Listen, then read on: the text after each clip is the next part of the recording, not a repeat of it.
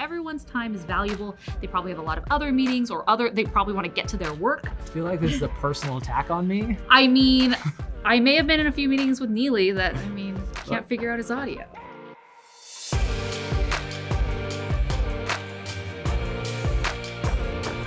Neely, did you know that the average American spends 4.5 hours in general status update meetings every week? Did you know I'm above average then? Whew, that's not good. This is not what we want to be doing with our time. Right. So tell us a little about how to not waste time in this meeting, because I need help.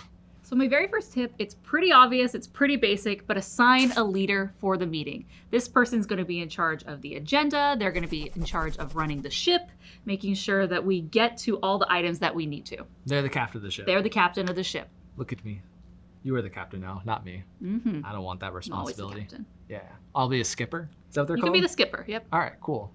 What else we got? What are some other tips? So the next thing is having an agenda. Just going into the meeting and riffing and not having a plan is a waste of time. No one likes it. People are, why are we here? So making sure that you have an agenda of all the items that you need to talk about and discuss.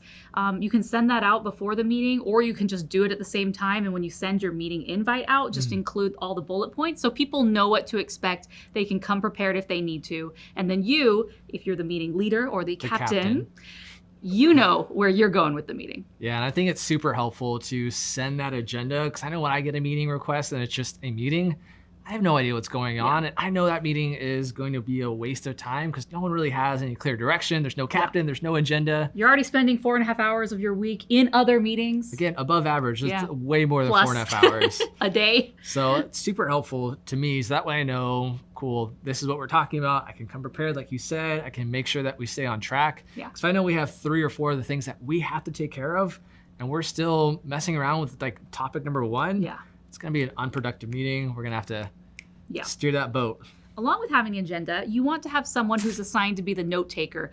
And they don't have to sit there and transcribe every and pause and word, right? Right, like that person in the court that has to do everything. Yeah, no. We don't want that? We don't need those. We're not paying for those. But this can be someone who, you could either be the person who is running the meeting and they could take notes after the fact and then send them out. Or maybe if that person is too busy, they're running a presentation and they're gonna be really involved, you can assign someone else to do this. But it's just important because there will be a lot of things talked about and you wanna make sure to capture key action items so that way people know what to do after the meeting. Yeah, and I think it's super helpful for in case someone misses the meeting too, like they have that agenda or what was talked about, some action items, so that way they don't have to do another meeting to follow up with them. They already know what to talk about or what they need to do on their part. The next tip for having an efficient meeting is to have a time limit. So, and this is normally when you're sending out the invite, you're gonna say it's 30 minutes, it's 60 minutes. Sometimes it may just be a quick sync up and it's 15 minutes, but whatever that is, you need to stick with that time because everyone's time is valuable. They probably have a lot of other meetings or they probably want to get to their work, right? So you don't want to just go over all the time and waste people's time. Really be cognizant of that and stick to it. And I would add to that, like you really want to block out time for each topic. So if topic A, you want to take 15 minutes, topic B, 10 minutes, and really with just the meeting itself, take the time you need to do the meeting and no more. I've been to countless meetings where they just scheduled an hour because they thought we were going to take an hour. Why not? And Parkinson's law, however much time you give yourself to complete a task, that's how long it's going to take that long, right? So if you give yourself an hour, we're just going to talk and talk and talk for an hour when it could have been condensed in 15, 20 minutes or been sent in an email, right? So just block out that time and really make sure that it's the efficient time needed. My next tip, and this is the wave of the future, everyone is doing this, is add video conferencing to your meetings. So that way, if you have people who are remote, and this is becoming more and more common here at GoDaddy, we have all sorts of offices around the world. So that way people don't have to be in person for the meeting. They can just call in wherever they are. And the great thing about video is it keeps people really engaged. You're not just on a phone listening to voices in a conference room. You can actually see someone and react to them and work with them. And it's really, really great. Yeah, I know personally, it's really easy for me to get distracted. If I know the camera's not on, I don't have to really give it my full attention. So I can be doing like 15 other things, keeping that video on, make sure that I don't do anything dumb in the video, right? I'm tuned in, I'm going to listen. It's like you're there in person. Yeah. So going along with video conferencing, the next tip is making sure that your audio is working.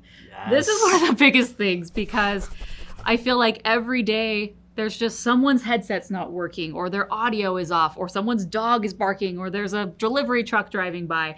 So make sure you're in a good place so you can have nice, clean audio, but then also make sure that your audio, whether it's a headset or AirPods or headphone, whatever, just maybe your computer, that it's working ahead of time, because there's nothing worse than spending 15 minutes waiting for person X to figure their audio out. I feel like this is a personal attack on me. I mean, I may have been in a few meetings with Neely that, can't figure out his audio. It's a new headset. I was trying to figure it out. That's what they all say.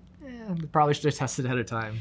Yeah, so just call in a few minutes early, test your headset, get ready to go, boom, off we go with the meeting. Our last tip is very relevant for the digital age, but it's ask people to silence their digital distractions. Yes. You hear that? No phones, no screens, no nothing. That's what you want in a meeting. You want people focused, not scrolling through Instagram. Right. And I would even recommend, I know I'm a huge culprit of this, but I'll put my phone on the table while we're having the meeting and I'm constantly just looking at it. Like a notification will pop up or something will happen. Then I'm distracted. I'm away from the meeting. Recommend they all put them in their pockets or away or in their backpack or a bag. cheesy basket in the middle of the conference table. Get it at the end of class, whatever you want to do. So also with that, if people are using their laptops, you might ask them to close their laptops, or if they have to have their computers open, silence your messaging platform so you're not being pinged and you're not getting emergencies.